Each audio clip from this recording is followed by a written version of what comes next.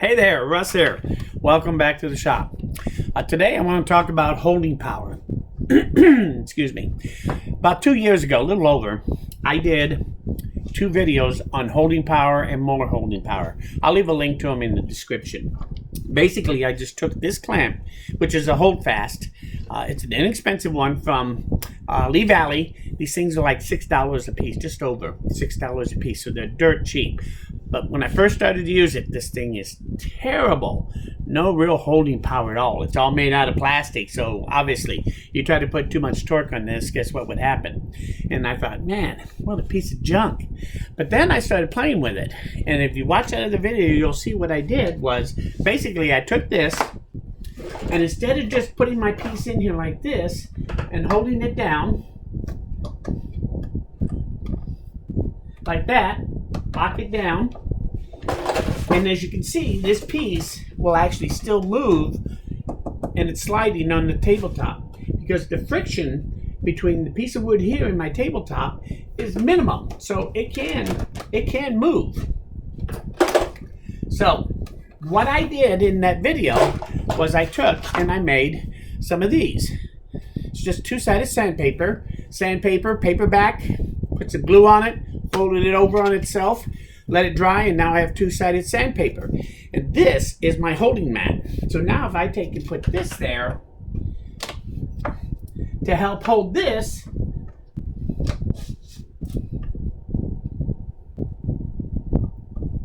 let's try to get the same amount of torque, tighten it down, lock it down, and now the thing holds about 5 times stronger than it did without my piece of sandpaper in there.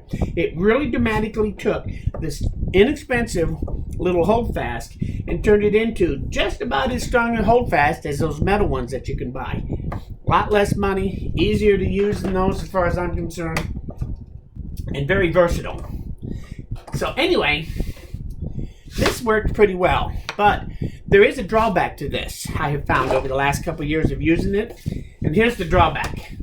I'm going to switch to this piece, same thickness as that, but longer. And if I put this in here, there we go. Lock it down. Again, right here at the point of contact, it's holding real well. If I go out here where I got some leverage and I move this, watch the sandpaper. See it move? So guess what's happening?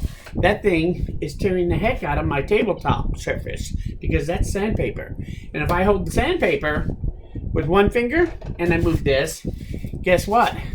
Now it's the piece that's getting sanded by the sandpaper. And either one can happen. So if you don't want your piece to get sandpapered while it's being held, this is not necessarily a good thing. You got to make sure that thing is held even better than what one of these things will do.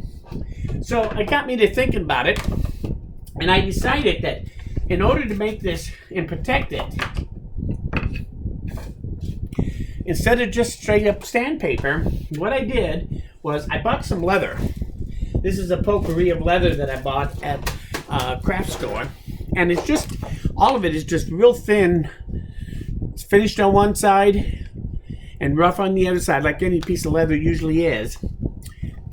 It's 3/64 of an inch thick, so it's pretty thin stuff. And I took and I glued a piece of sandpaper to that with the smooth side out. Now when I put this in here and I put my piece in and I lock it down, now I'm getting much good holding power. But if I go out here and I turn it, it turns only on the leather part. The sandpaper part never moves. Only the leather part does. So now I'm not going to tear things up. But I do lose just a little bit of holding power because of that. And I got to thinking about it. I can still do better than that. So this is about 6 months ago. I've been playing with using this one. And then I got to thinking, well, what if I use this side to hold this in place instead? And so by using this side, I found that the holding power of this So I'm just going to put it in like this for a moment, just so you can see it, because I couldn't find the other one that I made up with this and sandpaper only. This would be the same thing. If I put that there and put that there, like so, now when I lock this down on here,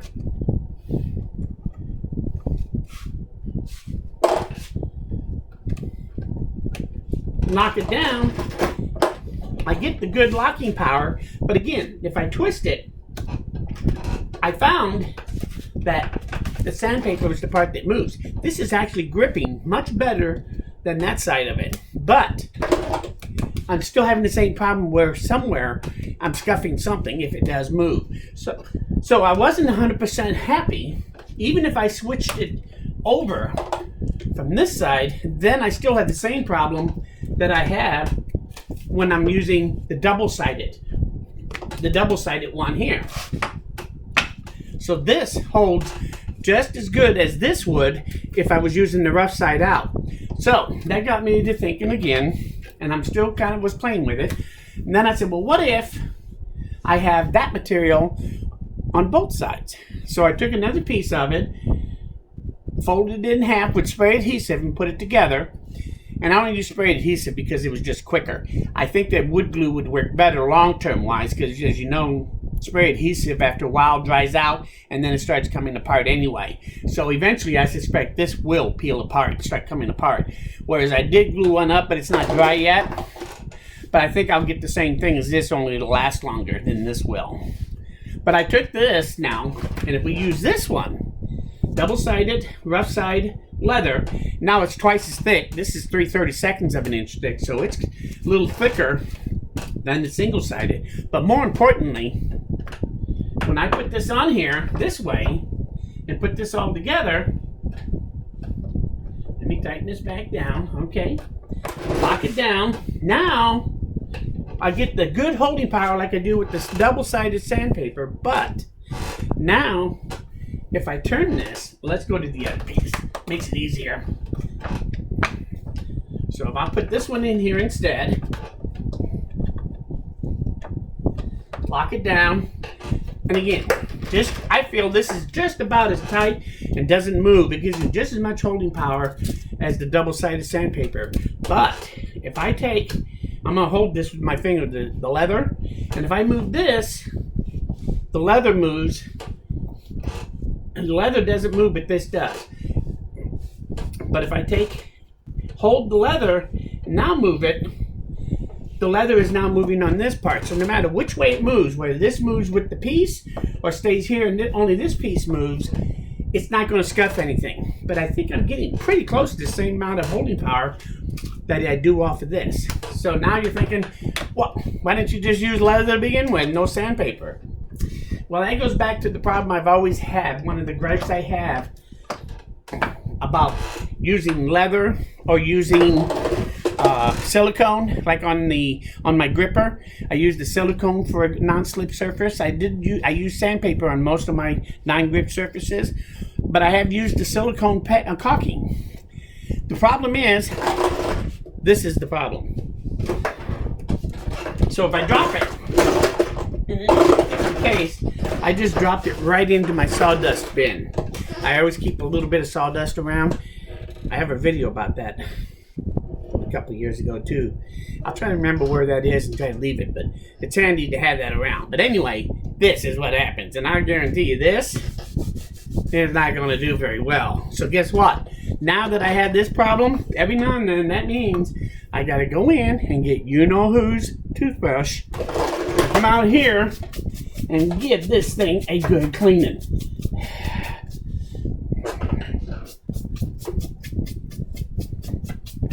And it takes a little longer than this usually. It's better, but it's not great. That means I have to clean it. Whereas if I take this one and drop it in my sawdust, that's pretty well clean. No problem. So that's why I kind of lean toward the sandpaper one, because I don't have to clean it all the time. And it keeps me out of trouble from using you-know-whose toothbrush if I get caught. She doesn't know it now, so I have to put it back. Don't you tell her. But anyway, this works. You just have to clean it. And not having to clean this, I like that almost as much as a multitasker. I don't like to have to clean things to use them particularly either. That's why I shy away from silicone and leather as a general rule when I go to sandpaper for all my gripping power, because it's just so easy to keep clean in comparison. So anyway, this is good. I think in some ways it's better than that. Check this out. This is something else that I found. This is my Xylus. It's got a smooth aluminum face on the vise.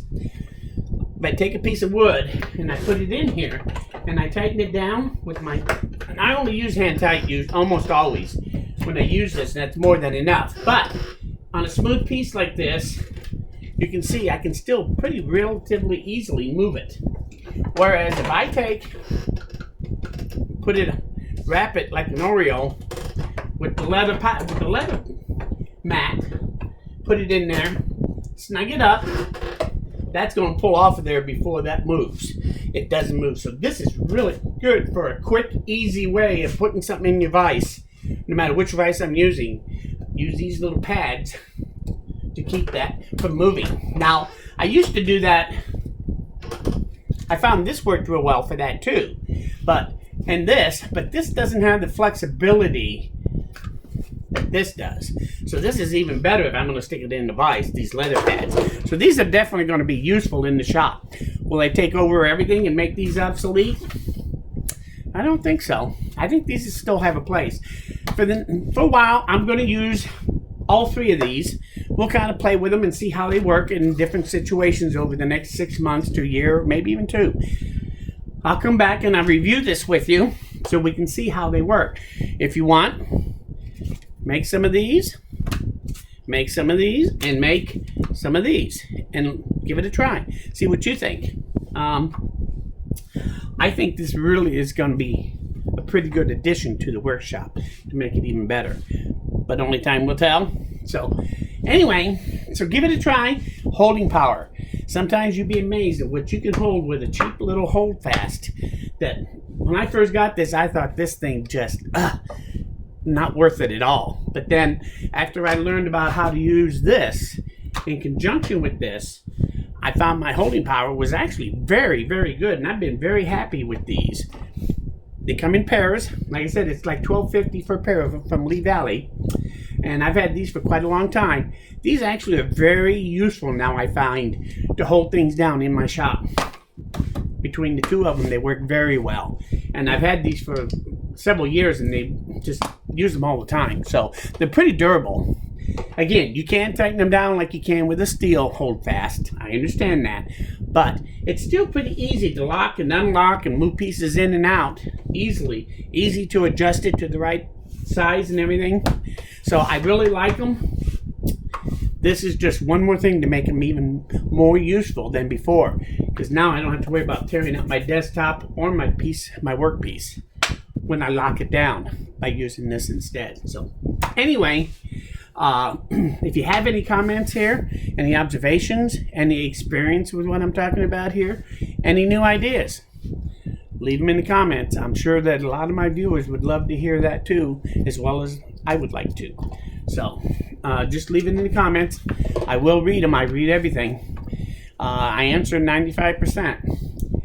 If you have any questions or anything, especially, leave them in the comments. I usually respond pretty fast to those.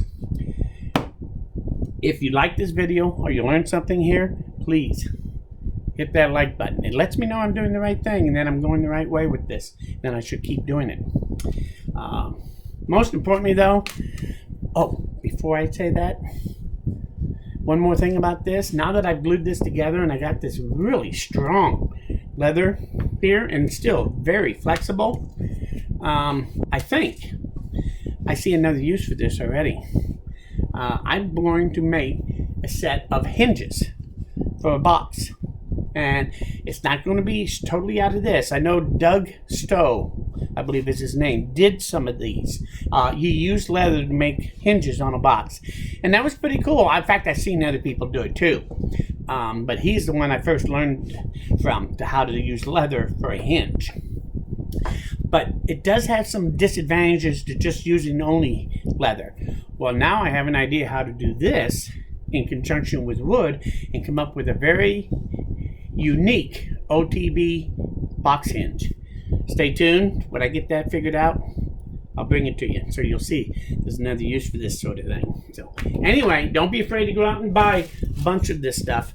I just bought the cheap, really thin stuff. That seems to be all you really need rather than buying that expensive thick leather.